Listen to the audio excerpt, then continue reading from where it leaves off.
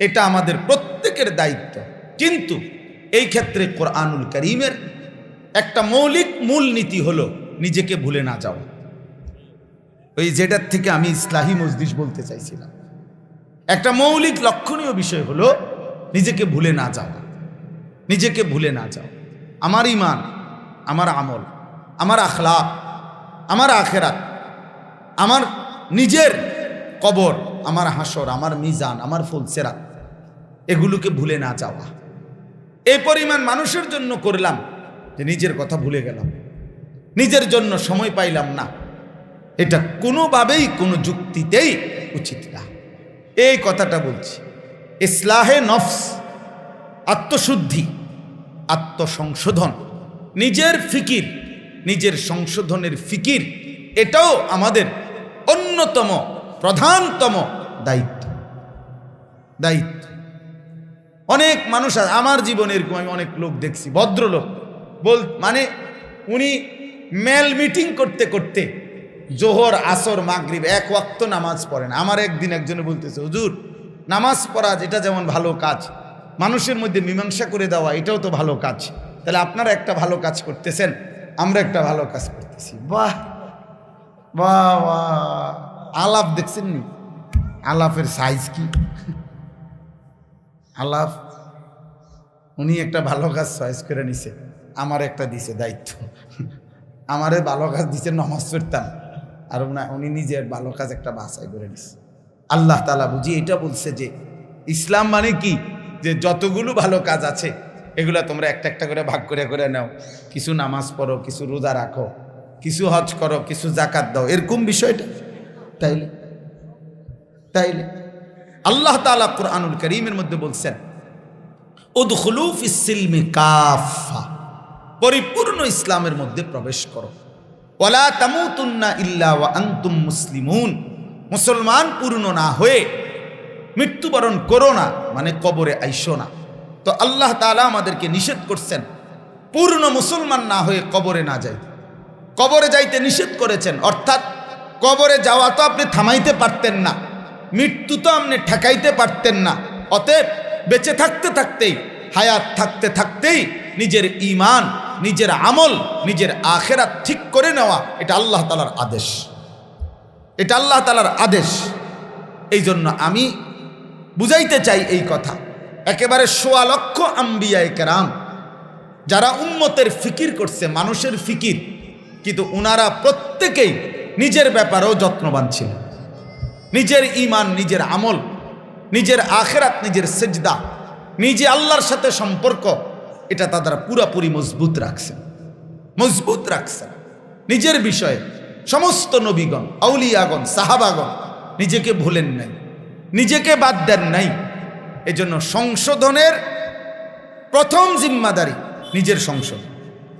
ইয়া আইয়ুহাল্লাযীনা আমানু কু আনফুসাকুম, এই যে ১ নাম্বার, হে ঈমানদারগণ তোমরা প্রত্যেকেই নিজেকে বাঁচাও। ওয়া আহলিকুম, এরপরে পরিবারের সদস্যদেরকে বাঁচাও, নারান, জাহান্নামের আগুন থেকে। তাহলে ১ নম্বরে জাহান্নামের আগুন থেকে কাকে বাঁচাও? বলেন না, কাকে বাঁচাও? কোরআনুল কারীমের মধ্যে আছে, আল্লাহ বলেন, ইয়া আইয়ুহাল্লাযীনা আমানু আলাইকুম আনফুসাকুম, হে ঈমানদারগণ তোমরা প্রত্যেকেই নিজেকে আঁকড়িয়ে ধরো। নিজের ঈমান, নিজের আমল, নিজের মুআমালাত, নিজের মুআশারাত, নিজের আখলাক, এটাকে শতভাগ আঁকড়িয়ে ধরো। আঁকড়িয়ে ধরো, নিজের জিন্দেগি পূর্ণ গঠনের দিকে মনোযোগ দিও। এটা আল্লাহ তাআলার হুকুম। তাহলে এখানেও নিজের ব্যাপারে মজবুত করে নিজের ঈমান আমলের প্রতি যত্নবান হতে আল্লাহ বলছেন কিনা বলেন? কোরআনুল কারীমের মধ্যে আছে, আল্লাহ তাআলা বলেন, ওয়া'মুর আহলাকা বিস-সালাতি ওয়াসতাবির আলাইহা। এই যে দেখেন, আল্লাহ বলেন যে আপনি আপনার পরিবারের সদস্যদেরকে নামাজের আদেশ করুন এবং আপনি নিজেও নামাজের উপরে মজবুত থাকুন। তাহলে এই আপনি নিজেও নামাজের উপরে মজবুত থাকুন। তাহলে স্ত্রী, সন্তান, সংসারের জন্য আপনি নিজেকে ভুলে যাওয়া, এটা আল্লাহ বলছেন না। আমাদের দেশের বহুত লোক আছে সংসার করতে করতে ওযু, নামাজ, দোয়া, কালাম, আল্লাহ বিল্লাহ করার কোনো টাইম নেই, কোনো টাইম নেই। দোকানদারি করতে করতে হায়াত শেষ, কৃষি কাজ করতে করতে হায়াত শেষ। 18,000 টাকার চাকরি করে, 12,000 টাকার চাকরি করে, 30,000 টাকা বেতনের চাকরি করে। এই টাকাগুলো পেলে স্ত্রী সন্তানের মুখে হাসি ফুটবে, তাদের সারা মাসের কামাই রোজ খরচ চলবে। এর জন্য এমন চাকরি, এমন কর্ম, এমন ব্যস্ততা যে জোহরের নামাজ পড়ার টাইম নাই, আসরের নামাজ পড়ার টাইম নাই, মাগরিবের নামাজ পড়ার টাইম নাই। হায় মুসলমান গাফেল, তুমি বুঝি দুনিয়ার অথবা সংসারের এটুকু প্রয়োজনের জন্য নিজেকে ভুলে গেলা? এটা কেমন কথা? এটা তো স্পষ্ট বোকামি ছাড়া আর কিচ্ছু না। আল্লাহ তো বলে নাই নিজেকে ভুলে যেতে, বলছে পরিবারের সদস্যদেরকে নামাজের কথা বলো এবং নিজেও নামাজের উপরে মজবুত থাকো। নবী সাল্লাল্লাহু আলাইহি ওয়াসাল্লামকে আল্লাহ তাআলা বলছেন এই কথাটা। এই জন্য বাপ আমি এই কথাটা বুঝাইছি এতক্ষণ ধরে। ইসলাহি মাহফিল মানে ইসলাহে নফস, আত্মসংশোধন, নিজের পরিবর্তন, নিজের সংশোধনের ফিকির করা। আমার আপনার সংশোধনের বিষয় হলো প্রত্যেকে কি সংশোধন করবেন। আগে এটা বলেন যে নিজের সংশোধনের ফিকির করা আমাদের দায়িত্ব কিনা? কয় নাম্বার দায়িত্ব? মোট দায়িত্ব 5টা। সংশোধন করবেন মোট 5টা। 1, নিজের সংশোধন, কু আনফুসাকুম। 2, পরিবারের সংশোধন, ও আহলিকুম। 3, আত্মীয় স্বজনের সংশোধন, ও আনদির আশিরাতাকাল আকরাবিন। আল্লাহ কোরআনে বলছে। 4, নিজ এলাকা এবং আশপাশের মহল্লা, আশপাশের মানুষের সংশোধন, লিতুনদিরা উম্মাল কুরা ওমান হাওলাহা। আর 5, গোটা বিশ্ব মানবতার সংশোধন, উখরিজাত লিন্নাস। তাহলে কয়টা সংশোধন? 5টা ফিকির থাকা। 5টা নিজের ফিকির, পরিবারের ফিকির, আত্মীয় স্বজনের ফিকির, নিজ মহল্লা এবং মহল্লার আশপাশের মানুষের ফিকির, গোটা পৃথিবীর মানুষের ফিকির। এই 5টা। তো 5টার মধ্যে 1 নাম্বার কি? নিজের ফিকির। নিজের ফিকির, নিজের ফিকির। ইসলাহে নফস এ আউলিয়ায়ে কেরাম এটা করে, বুজুর্গানে দ্বীন এটা করে, পীর মাশায়েখ এটা করে, ওলামায়ে কেরাম এটা করে। প্রত্যেককে এ কথার প্রতি উৎসাহিত করে আপনার ঈমান, আপনার আমল, আপনার আখিরাতের ফিকির করে, সংশোধন করেন। সংশোধন হবে মোট 5টি জিনিসের। কয়টি জিনিসের? 1 নাম্বার নিজের ঈমান। না, এটা তো হলো 5 স্তর বলছি। মানে আমনে নিজের সংশোধন কি করবেন? যে আমার শুধু পাঞ্জাবিটা 2 রাখবো এই তো নাকি? ওই আমার সংশোধন কি? আমার সংশোধন 5 জিনিসের। 1 নাম্বার নিজের ঈমান, মানে বিশ্বাস যেই বিষয়গুলো সঠিক রাখতে হয়, আকীদা, এটা সংশোধন। এখানে যেন কোনো ভুল না থাকে, কুফর যেন না থাকে, শিরিক যেন না থাকে। আমার ঈমানের সংশোধন, আমার আকীদার সংশোধন, এটা হলো 1 সংশোধন। 2, ইবাদাত, মানে আমার উপরে যতগুলো আমল দায়িত্ব আল্লাহর পক্ষ থেকে করণীয় আমল, এই আমলের সংশোধন। আমার নামাজ, আমার রোজা, আমার হজ, আমার যাকাত, আমার জিকির, আমার তেলাওয়াত, আমার দান, আমার সাদাকা, আমার গুনাহ থেকে বাঁচা, সুদ না খাওয়া, চুরি না করা, জিনা না করা, ব্যভিচার না করা, মদ না খাওয়া, জুয়া না খেলা, হ্যাঁ, নাচ গান না দেখা, হারাম থেকে বাঁচা। এই যে এটা হলো কি? আমল। এটা হলো কি? আমল। এই আমলের সংশোধন। 3 নাম্বার হলো মুআমালাত। আমি জীবন চলতে গেলে আমরা প্রত্যেকেই লেনদেন করি, জায়গা জমি, তারপরে ব্যবসা, ক্ষেত ফসল ইত্যাদি ইত্যাদি। প্রতিনিয়তই আমরা মানুষের সাথে কি করি? বহুমুখী লেনদেন করি। লেনদেন না করলে আমাদের জীবন চলবে না। মানুষ সমাজবদ্ধ জীব, মানুষ একাকী তার সব প্রয়োজন পূরণ করতে পারে না। আমি আপনাকে একটা দেব, আপনি আমার একটা দিবেন। রিক্সাওয়ালা আমারে মাদ্রাসা পর্যন্ত আইনা দিয়ে যাইব নামায়া, আর তার ফুতেরে আমি হাফেজ বানায়া তার বাইর দিয়ে। এই যে মানে লেনদেন নাকি? অর্থাৎ উনি আমার কিছু করবে, আমি উনার কিছু করব, এরকম একটা উদাহরণ দিলাম আর কি। তাহলে এই লেনদেন, মানুষের সাথে পারস্পরিক যত লেনদেন আছে, বাজার, ব্যবসা, জমি কেনা বেচা, আয় উপার্জনের সমস্ত কিছুর মধ্যে দিন কি বলে, শরীয়ত কি বলে, আল্লাহর হুকুম কি বলে, এটা আমার ঠিক করা, সংশোধন করা, এটা আমার ইসলাহ, এটা আমার দায়িত্ব, এটা আমার জিম্মাদার। আমরা কিছু মানুষ তো আছি যারা নামাজ পড়ে, তাসবিহ পড়ে, কিছু আল্লাহ বিল্লাহ করে, 10,000 5,000 2,000 টাকা দান সৎকা করে, কিন্তু নিজের উপার্জনটা হালাল হচ্ছে কিনা এটা নিয়ে পরোয়া করে না। ব্যবসা করে লক্ষ লক্ষ ব্যবসায়ী, কোনোদিন জিজ্ঞাসাও করে না যে হুজুর আমার এই ব্যবসায়ীটা হালাল না হারাম, এই যে আমার এই কোম্পানি এই সিস্টেমে এমনি এমনি এটা দেয়, এটা হালাল না হারাম। আমারে লোডা দিলে কয় যে বদনা ফ্রি, হ্যাঁ হাফ প্যান্ট কিনলে ফুল প্যান্ট ফ্রি, কথা বুঝছেন না কথাটা, বালতি কিনলে জগ ফ্রি, এগুলো আছে না? কত তো আপনি এটা জিজ্ঞাসা করছেন নি কোনো হুজুর রে যে আমি যে এটা নিতেছি এটা হালাল না হারাম? কথা বলেন না কেন? এটা উচিত কিনা জিজ্ঞাসা করা? আপনারা যে কোম্পানি যেভাবে সুযোগ সুবিধা দিতে আছে যে এই টার্গেটটা ফিল আপ করতে পারলে 3 দিনের কক্সবাজার ট্যুর। হ্যাঁ আমার একজন দোয়া করেছে, হুজুর দোয়া করেন কোম্পানির থেকে কক্সবাজার যায়, তাহলে আমি দোয়া করতাম কক্সবাজার যাতে সহি সালামতে নাচতে পারে, গাইতে পারে, ফালাইতে পারে, তাহলে আমি দোয়া করতাম। কেমন দোয়া চিন্তা করছে? তা আমি বললাম আপনি কার লগে যাইবেন? হ্যাঁ কয় যে টার্গেট ফিল আপ করছি এই জন্য 3 দিনের কক্সবাজার ট্যুর। তা আমি বললাম আরো বেড়া বেড়ি যাবেনি? কহ হুজুর আরো যাইব। আমি কই তো কার বেড়ার লগে যাইবেন, কার বেটির লগে যাইবেন? আহা মুসলমান, এটা হালাল? তো এটা জিজ্ঞাসা করা দরকার ছিল না? নেপাল ট্যুরে যায়, নেপাল টার্গেট ফিল আপ করছে, নেপাল গেছে। আস্তাগফিরুল্লাহ আস্তাগফিরুল্লাহ। অথচ এক মুসলমান হিসাবে আমার শায়েখ আল্লামা মুফতি মুশতাকুন নবী সাহেব হুজুর সব সময় বলে যে হে আল্লাহর বান্দা, বাবা হাসরের মাঠ এটা কোনো শ্বশুর বাড়ি না, মামুর বাড়ি না, এটা খামখেয়ালি না।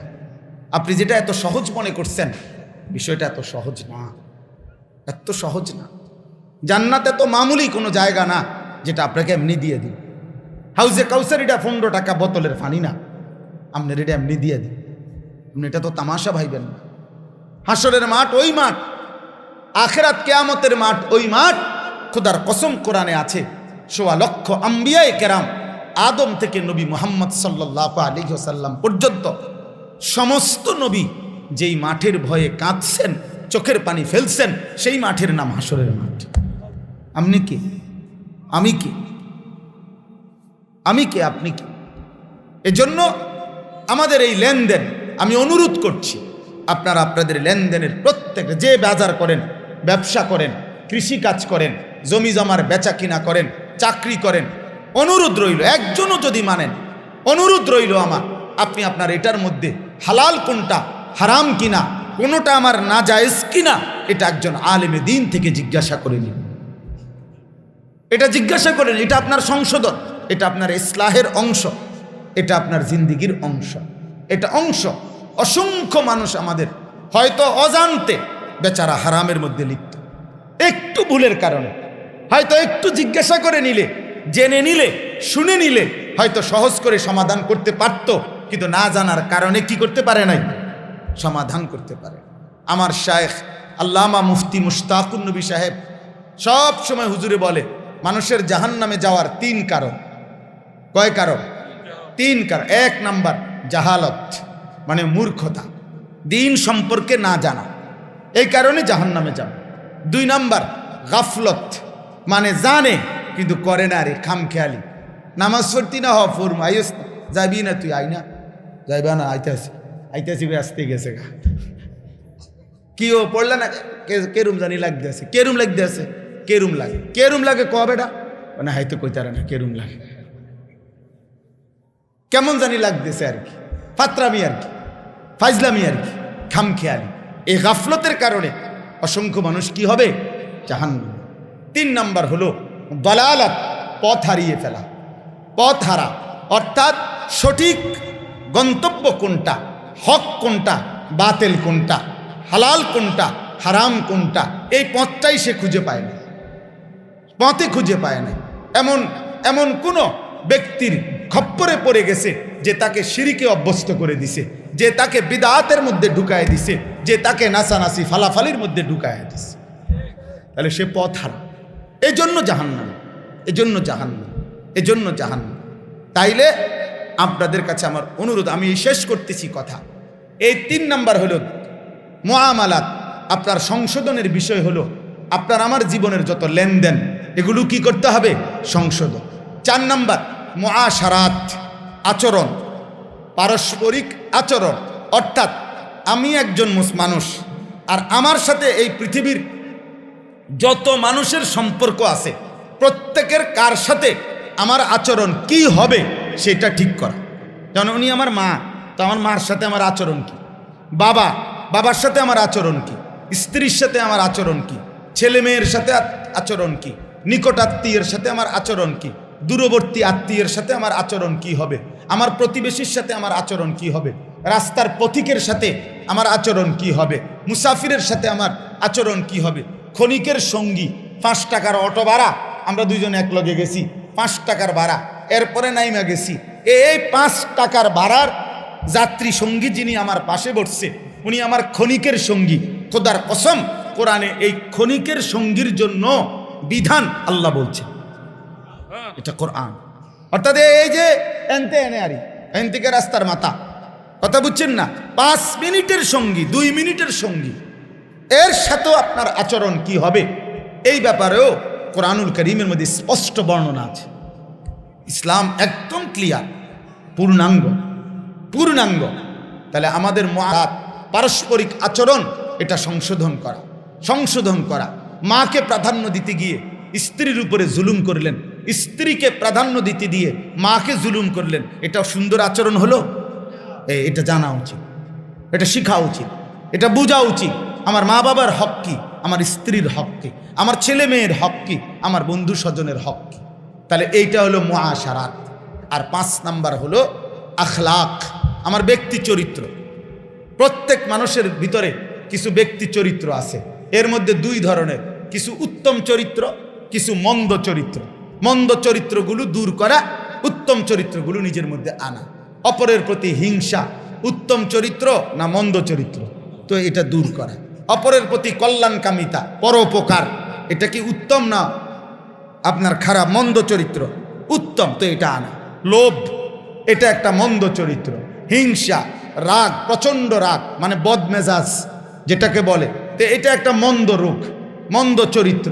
এগুলোকে দূর করা, নিজের মধ্যে ধৈর্যশীলতা, নিজের মধ্যে পরোপকার, নিজের মধ্যে অপরের প্রতি কল্যাণকামিতা, নিজের মধ্যে আল্লাহ তাআলার কৃতজ্ঞতার শকরের মেজাজ, এগুলো উত্তম গুণ, এগুলো নিজের মধ্যে আনা।